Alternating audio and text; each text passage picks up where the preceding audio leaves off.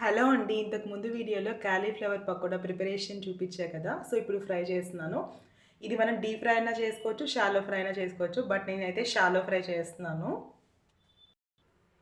So, ఇక్కడైతే మనకి oil మంచిగా హీట్ అయిపోయిందండి. సో, ఇప్పుడు ఒక్కొక్కటి వేసుకొని ఫ్రై చేసుకుందాం.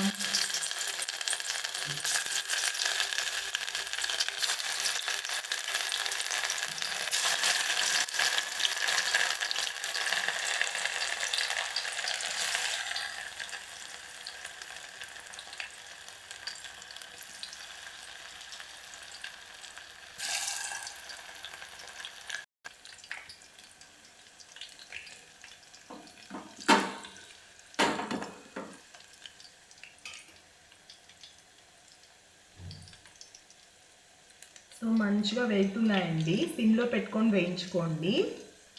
మళ్ళీ హైలో పెట్టేస్తే మనకి ఆల్రెడీ కుక్ అయింది, కానీ కొంచెం మంచిగా సిమ్‌లో పెట్టుకుంటే ఒక 2 మినిట్స్ మంచిగా ఫ్రై అయిపోతుంది.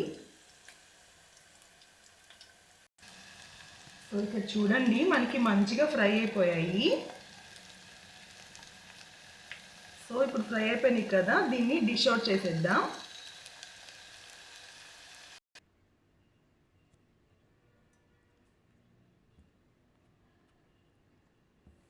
సో, ఇక్కడ వచ్చేసి చూడండి మనకి మంచిగా క్రంచీగా వచ్చింది. చాలా బాగుంది. లోపల సాఫ్ట్గా, పైన క్రంచీగా. సో, ఇప్పుడు నేను వచ్చేసి రైస్ పెట్టుకున్నాను. ఇక్కడ సాంబార్తో తినేసేస్తాను.